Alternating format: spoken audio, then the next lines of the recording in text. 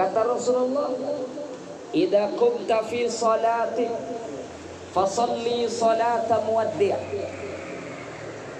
Kalau engkau hendak mendirikan solat, kata Rasulullah, jadikan solatmu seolah-olah itulah kesempatan terakhir yang diberikan Allah dalam hidupmu. Kalau engkau hendak mendirikan solat, kata Rasulullah, ini pesan pertama. Kalau engkau hendak mendirikan solat, jadikan solatmu seolah-olah itulah solat terakhir yang diberikan Allah dalam hidup.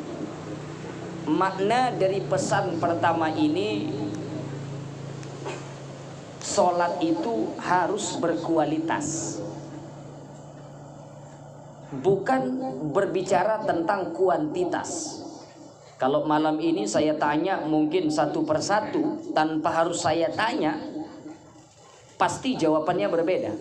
Berapa lama sudah sholat? Ada yang jawab 2 tahun, baru saja setahun. Ada yang sudah jawab 10 tahun. Ada yang sudah sholat 20, 30 tahun. Jumlah itu namanya kuantitas. Pesan Rasulullah pertama, jadikan solatmu solat terakhir. Makna pesan Rasulullah ini, solat itu harus berkualitas, bukan sekedar kuantitasnya banyak. Solat itu tidak boleh dikerjakan asal-asalan. Solat itu tidak sekedar menggugurkan kewajiban. Solat itu harus berkualitas. Maka orang sholat, sholatnya berkualitas. Mereka yang sholat, mereka paham apa makna yang mereka baca. Sholat berkualitas itu, orang sholat, dia paham apa makna gerakan sholatnya. Sholat yang berkualitas, maka selesai sholat semakin tambah rasa takutnya. Sholat yang berkualitas, maka selesai orang yang mendirikan sholat itu, dia akan tetap terjaga dan dibimbing oleh sholatnya.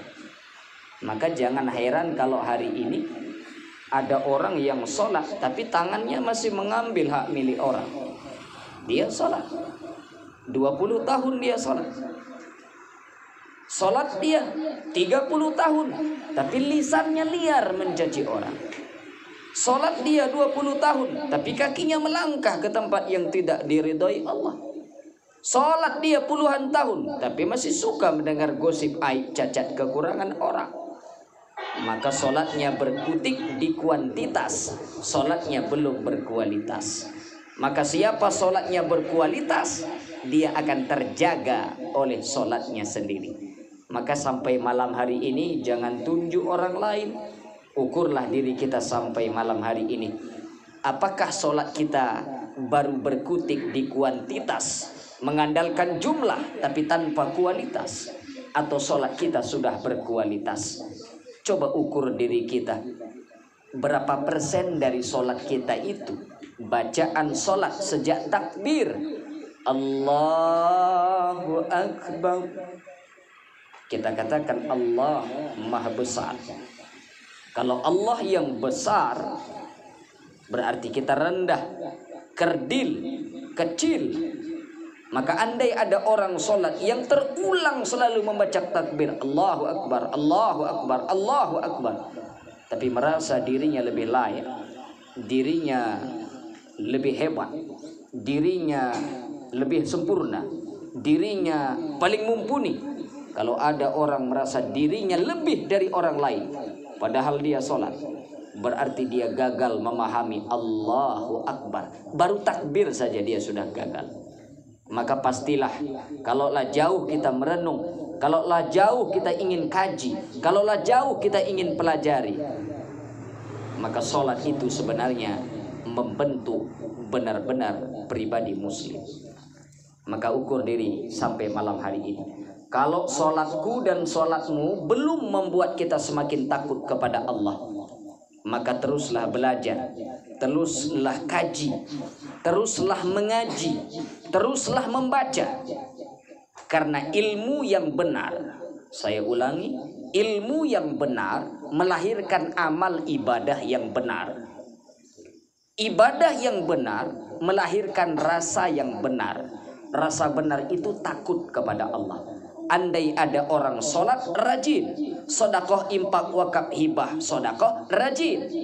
Ramadan datang puasa, Ayyamul Bid puasa, puasa Daud dia kerjakan, Senin Kamis dia kerjakan, haji sudah, umroh sudah, ibadah dia, tapi tidak tumbuh rasa takutnya kepada Allah. Dia ibadah tapi munkar terus dia kerjakan, ibadahnya tidak berkualitas. Maka yang pertama, pesan Rasulullah, jadikan solat terakhir. Maknanya solat harus berkualitas. Kita harus mengerti tentang solat itu sendiri. Mana syarat, mana rukun qauli, mana rukun fi'li, mana rukun qalbi, mana dalam solat itu yang sunnah, mana yang abad, mana yang hayat. Berapa persen dari sholat yang kita paham apa yang kita baca? Berapa persen dari kita yang sholat kita mengerti apa gerakan ini maksud dari perintah Allah Subhanahu wa ta'ala? Kalau belum mengerti, kalau ternyata belum paham juga, teruslah belajar agar melahirkan rasa yang benar. Ini yang pertama. Ini nggak kelamaan. Saya janji tadi 15 menit, udah sampai 15 menit. Ini pesan pertama. Pesan kedua Rasulullah, setelah jadikan solat terakhir, maksudnya solat khusyuk. Hanya orang khusyuk itu orang yang ngerti solat, barulah khusyuk. Artinya berilmulah tentang solat. Maka banyak orang solat, maaf. Di pesan kedua saya jelaskan. Pesan Rasulullah yang kedua kepada sahabat yang meminta nasihat, pesan kedua, wala takallam bikalamin ta'tadiru minhu ghada. Pesan kedua Rasulullah, jangan berbicara, jangan bercakap-cakap yang membuat pembicaraanmu menjadikanmu menyesal di hari akhir. Jangan berbicara yang membuat pembicaraanmu menjadikan engkau menyesal di hari akhir. Makna pesan Rasulullah ini, berucaplah dengan baik. Maka kalau hari ini, maaf, saya ini style saya ceramah ya memang begini, bawaannya agak suaranya keras karena bawaannya memang suaranya keras. Jadi maaf, jangan tersinggung. Kalau kita semua ingin mengukur iman saya, dan kita semua ingin mengukur iman kita, dan setiap kita ingin mengukur iman seseorang, maaf, iman saya bukan di peci saya. Iman saya itu bukan di serban yang saya pakai. Iman saya bukan di koko dan kain sarung saya. Begitupun kita semua. Iman itu bukan di perkakas pakaian kita. Mana letak iman itu? Iman itu di hatiku dan di hatimu. Lalu untuk mengetahui diriku atau dirimu beriman, maka Nabi berikan standar. Mengetahui orang beriman atau tidak, kata Nabi, standarnya nih. Man kana yu'minu billah. Siapa beriman kepada Allah, tanda orang beriman kepada Allah. Wal yaumil akhir, tanda orang beriman kepada hari akhir. Falyaqul khairan. Maka orang yang tandanya beriman itu, kalau dia berucap, ucapannya membawa potensi kebaikan. Kalau ucapannya tidak mampu membawa kebaikan kepada orang, auliyasmut, dia lebih baik memilih untuk diam. Maka tanda iman seseorang itu kita bisa dengar lewat lisannya. Apakah ucapan orang membawa kepada kebaikan? Maka cukuplah standar ini mengukur, oh dia beriman. Kalau ada orang yang rajin ibadah, lisannya liar mencaci orang, nampaknya casingnya ibadah, tapi lisannya liar memfitnah, menggunjing orang, berarti tak ada iman dalam dirinya.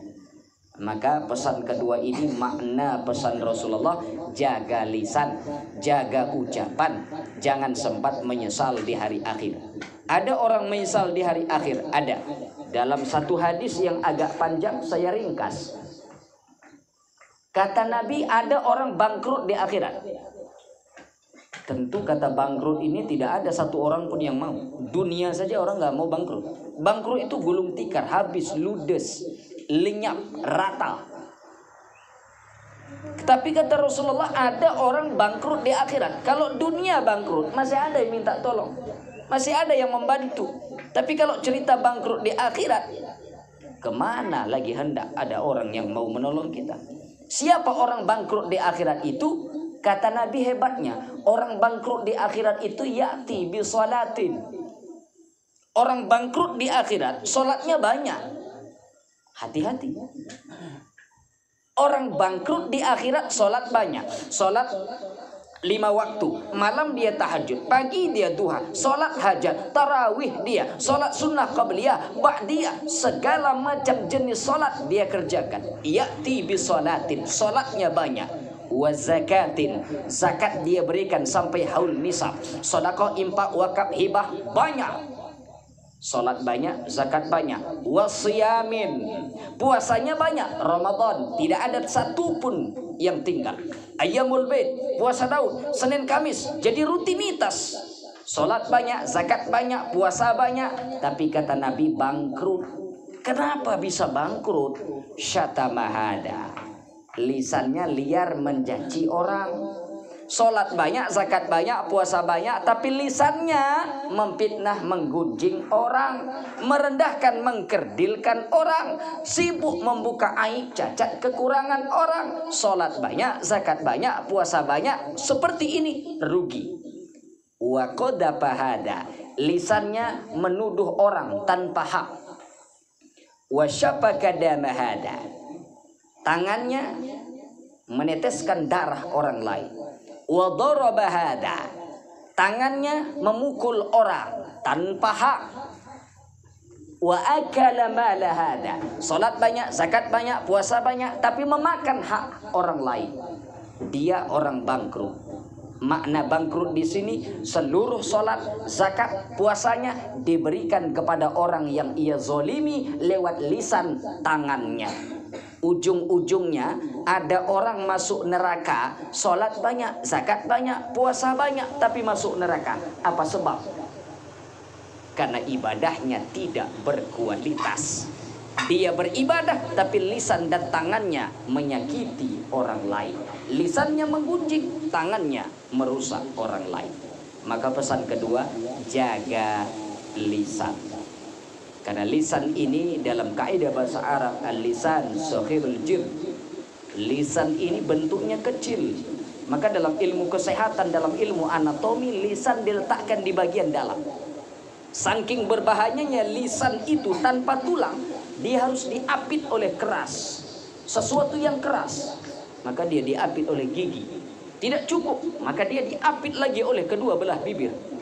Bentuknya kecil, tapi kalau dia berbicara, mudaratnya seumur hidup. Kadang kita mengingat pembicaraan orang. Maka hati-hati berbicara. Berbicaralah karena keimanan. Sampaikan kebaikan. Kalau tidak mampu, diamlah.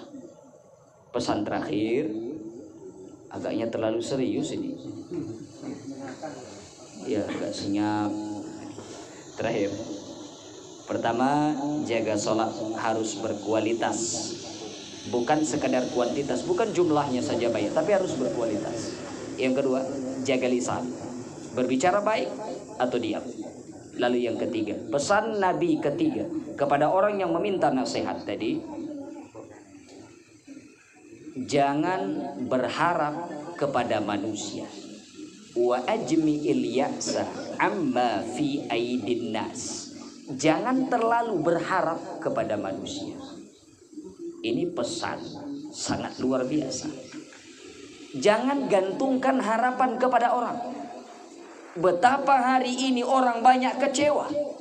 Penyesalan, kekecewaan terbesar hari ini, terlalu menggantungkan hidup kepada orang lain. Terlalu menggantungkan harapan kepada orang lain. Maka andai istri yang terlalu menggantungkan harapan kepada suami, ketika suami dipanggil oleh Allah, dia seolah-olah seperti orang sempoyongan, seperti orang gila, kehilangan suami. Apa sebab? Jejak-jejak kehidupan terlalu berharap kepada suami. Begitupun sebaliknya, suami yang terlalu berharap. Betapa banyak hari ini orang tua kecewa. Dia harapkan anaknya ini jadi ini, jadi ini, jadi ini. Ternyata tidak kesampaian. Harapannya begitu besar, membuat orang kecewa, orang tua kecewa. Apa sebab? Terlalu berharap dia kepada anak. Maka segala sesuatu harapkan hanya kepada Allah. Saling tolong menolong, saling bahu membahu, kompak dalam kebaikan. Tapi jangan terlalu berharap kepada manusia. Harapkan hanya kepada Allah. Kesimpulan yang dapat kita petik, hadis ini singkat tapi maknanya padat. Pesan pertama, sholat harus berkualitas, bukan sekedar kuantitas jumlah banyak. Seharusnya orang sholat melahirkan pribadi yang baik, tercegah dari fahsya dan munkar. Maka andai malam ini sholat belum berkualitas, teruslah belajar. Yang kedua, jaga lisan. Karena orang yang tak mampu menjaga lisan, walau ibadahnya luar biasa, sholat banyak, zakat banyak, puasa banyak, tapi tak mampu menjaga lisan dan tangan, nanti jadi orang bangkrut, kata Nabi. Apa sebab?